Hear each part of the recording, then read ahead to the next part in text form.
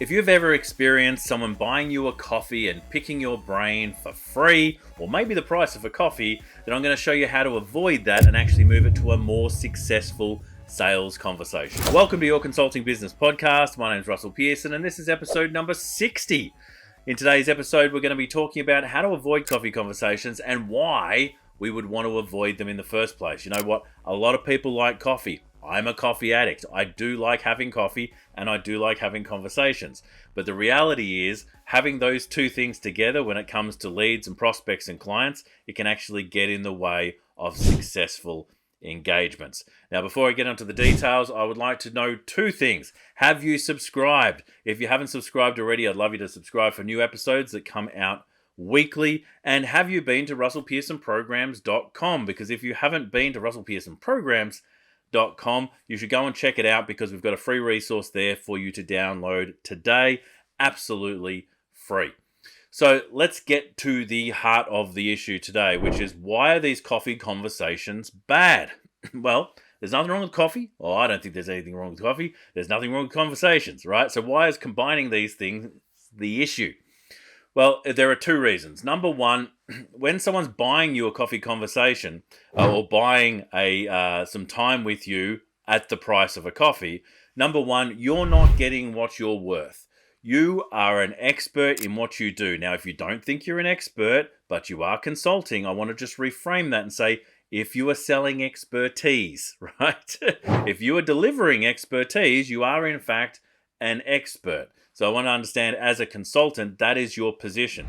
Now you have these expertise and the way that you deliver them is your responsibility. And if you're giving them out for free to people in a setting where they're just going to take them and try and run off and do them themselves, you'll find yourself in a situation where your expertise are being put to a poor use. Usually as the consultant, you want to be there with the client to help them implement the strategy. You want to be there to show them how the strategy or the specific tactic or the piece of consulting work you're going to do is going to be applicable to them and their organization. If you just give them a concept, which is really what the picking of the brain ends up getting, you're going to send them out unarmed with the detail that you need to provide. Plus, they won't have the nuance of the expertise that you bring from the history of all the work that you've done. They won't have that there to enable them to succeed.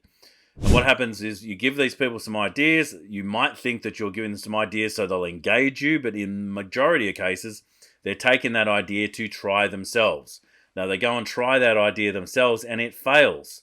And why does it fail? Because they don't have you there with them. And so I personally think having ownership around the ideas that I give to people is a massive responsibility. Making sure that they're delivered in a way that they can execute the idea effectively, they can execute the strategy effectively is part of what I do. And that means that I don't want to be giving them the concept in some undefined, without the pre-work, without the research situation that really is just giving them a concept rather than a solid plan. So giving without context, and I think the context of a coffee conversation saying it's about an hour, have an hour conversation. Number one is they're stealing your valuable time because you are valuable. I know the majority of the consultants I work with, their valuable time is in the thousands sometimes per hour, and you can have that too if you stop giving your time away.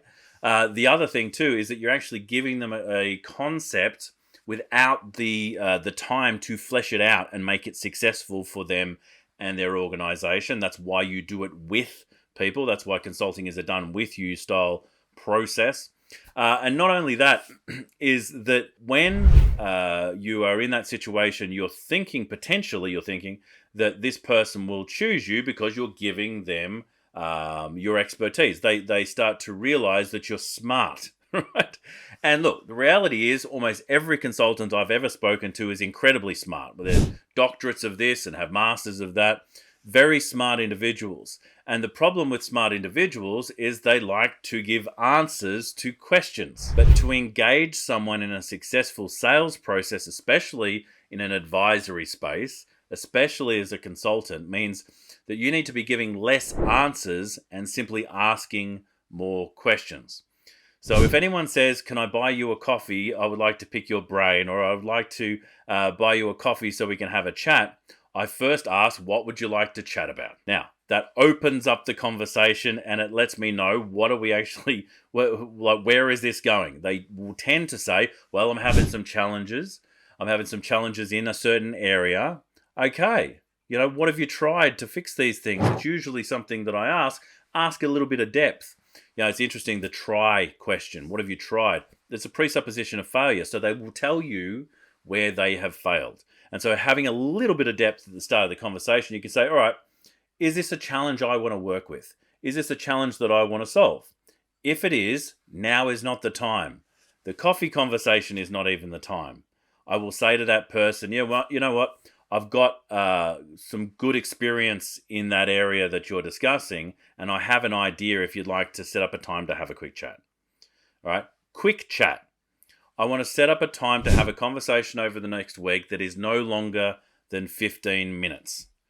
Why do I want to only have a 15-minute conversation? I asked that question the other day and someone says, because I don't want to waste my valuable time. Now, that might be true, but that's not my position. My position about the 15 minutes is I only wanted to have a 15-minute conversation because in a 15-minute conversation, I don't have time to create a plan. If I'm sitting there for an hour with someone, I can't help but create a plan, and I almost can't help but tell them. As soon as I tell them the plan and they're not going to do it with me, the plan is bound to fail, right? And so the plan really needs to have you with it. So I don't give them the plan, and that's why I have a 15-minute conversation to understand 3 simple things before we even move through to designing what it might look like. But before I get onto that, what's useful about that 15-minute step and doing it in another location away from where you are is it means that the conversation is now intentional. We're having an intentional conversation about the challenge that person is facing. We're not having it at the barbecue where we first met them. We're not having it at the networking function where we first met them. We're taking that conversation and placing it in an area where it has true intention. So we're here to talk about this one thing. And that is another issue that happens with coffee conversations is we talk around all sorts of subjects. And I've seen consultants, and I've even experienced this myself, get to the end of an hour, even an hour and a half, talking to someone over coffee to go, okay, well, it was good to see you. I guess I'll catch up with you another time.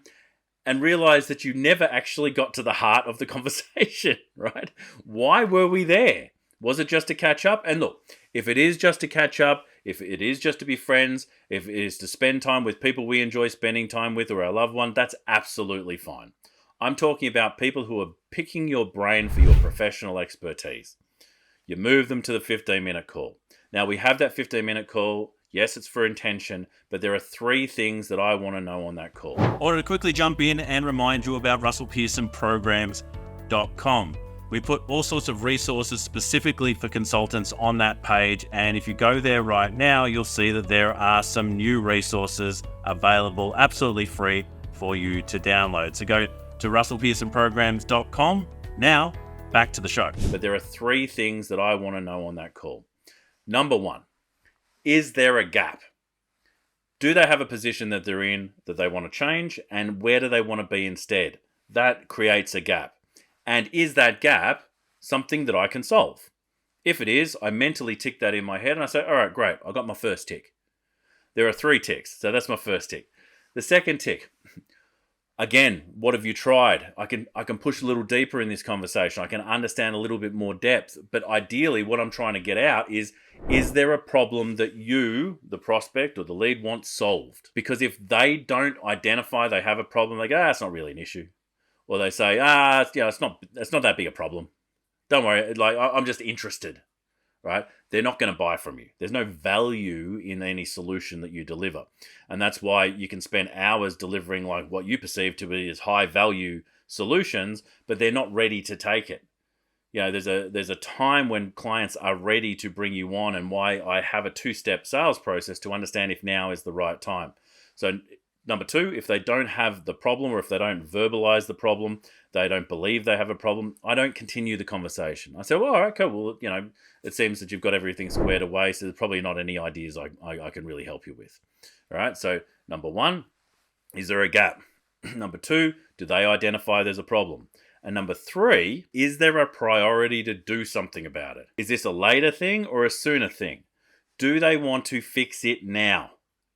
Now, if you don't ask that question, if you go into any sales process as a consultant and do not ask about the priority, about when they want to solve the problem, you will find yourself in a situation where you may send a proposal and be chasing that client for the next 6 months. You need to know when they're looking to solve the thing. And if it's, let's say that it's 2 years in the future, we want to have a really good idea about where we want to go, it's way too far away. Well, let's catch up closer to then, right? You want to push that off. We're not moving the conversation forward. But if they go, no, with this, we've come to a moment now that we really need to move. We want to do something this month. All right, fantastic. Well, we don't have a lot of time on this call because it's only a 15-minute call. We don't have a lot of time on this call, but maybe let's set up a more specific time where we can design, what it might look like if you're looking for my support in this, right? What is that design call? It's a separate call that's actually about solving their problem. So we've chatted to them at the start. We've avoided the coffee conversation, so we haven't landed in an area where we lose time, the land that lost time, right? That coffee shop. We haven't gone there. We've gone to a purposeful conversation. We've been able to ask we'll get the answers to 3 simple questions.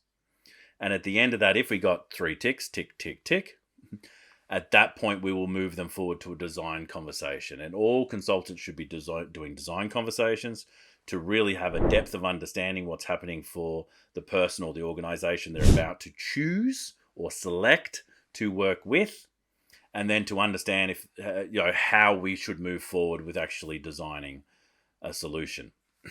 If you're a consultant and someone is asking for you to give a quote, and you're actually moving forward without doing that discovery, without that real true understanding of what's happening for the person, you are not consulting. And you may have seen people out there just sending quotes out to people. Sometimes I see this in the government space. People are applying for tenders without really understanding what's happening behind the scenes.